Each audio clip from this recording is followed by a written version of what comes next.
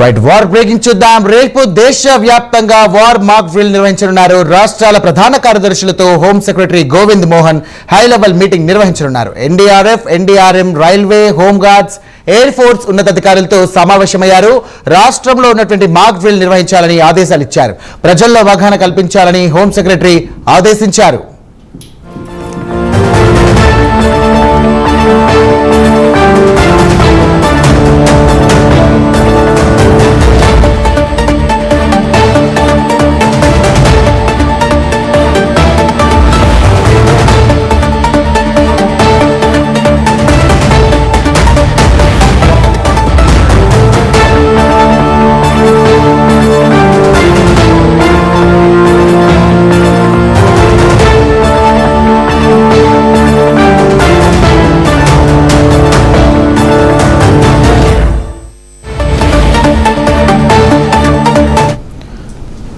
Right war breaking చూస్తున్నాం. రేపు దేశవ్యాప్తంగా వార్ మాక్ డ్రిల్ నిర్వహించనున్నారు. రాష్ట్రాల ప్రధాన కార్యదర్శులతో home secretary Govind Mohan high level meeting నిర్వహించారు.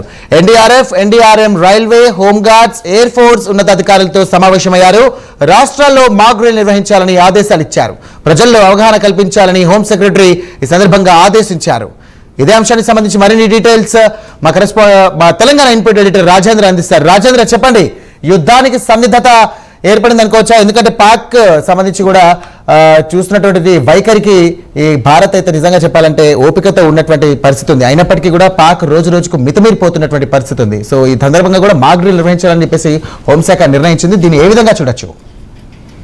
ఖచ్చితంగా ఏదైతే ఉగ్రవాద దాడి గత నెల 22వ తేదీన పహల్గామ్ దాడి జరిగిన తర్వాత భారత్ పైన పాక్ ఇప్పటికీ కవ్వింపు చర్య పాల్పడుతూనే ఉంది. నియంత్రణ రేఖ వెంట మన సైనికులపై కాల్పులు తెగబడుతుంది. మరోవైపు వారి యుద్ధానికి సంబంధించిన వాహనాలు మన దేశంలోనికి చొరబడేందుకు చొప్పించేందుకు అనేక విధాలుగా ప్రయత్నం చేస్తుంది. మన దేశ సైనికులు మాత్రం వాటిని తిప్పికొడుతున్నారు.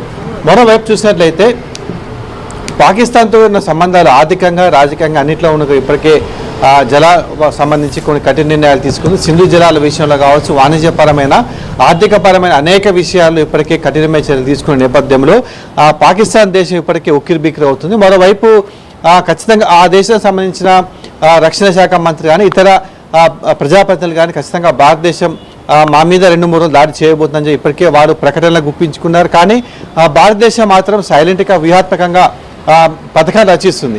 అంటే ఇప్పటికే దీనికి సంబంధించి ప్రధానమంత్రి నరేంద్ర మోడీ ఇప్పటికే త్రివిధ దళాల అధికారులతో పాటు ముఖ్య నేతలు, అదేవిధంగా రక్షణ, అఖిలపక్ష నేతలు, హోం అధికారులతో ఇప్పటికే ఎప్పటికప్పుడు సంప్రదింపులు జరుపుతున్నారు. ఖచ్చితంగా దాడి చేస్తుందనే మాత్రం పాక్లో ఇప్పుడు నమ్మకం. అయితే మరి ఏ విధంగా చేయాలనే అంశం మీద మాత్రం వాళ్ళకే త్రివిధ దళాధిపతులకు ప్రధానమంత్రి నరేంద్ర మోడీ పూర్తి స్వేచ్ఛ ఇచ్చారు.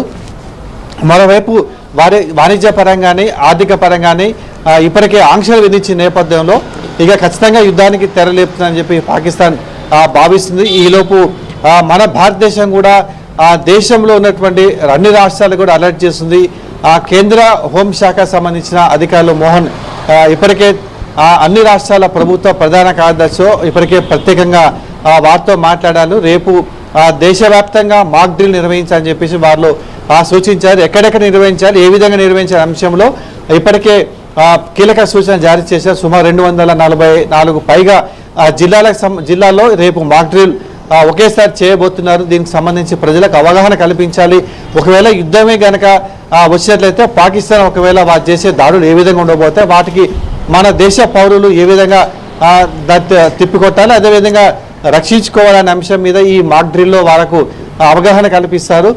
రేపు జరిగేటువంటి మాక్ డ్రిల్లో పూర్తి దేశవ్యాప్తంగా అన్ని ప్రాంతాల ప్రజలకు కూడా ఇది అవగాహన కల్పించాలి. ప్రధానంగా 5 సరిహద్దు ప్రాంతాల్లో ఉన్నట్టు 5 రాష్ట్రాలు, ఉత్తరప్రదేశ్, అదేవిధంగా గుజరాత్, హిమాచల్ ప్రదేశ్, ఇలాంటి పంజాబ్, ఇలాంటి రాష్ట్రాల్లో మాక్ డ్రిల్ ఎక్కువగా చేయాలని చెప్పేసి కూడా వారికి సూచన చేశారు. అంటే ఈ మాక్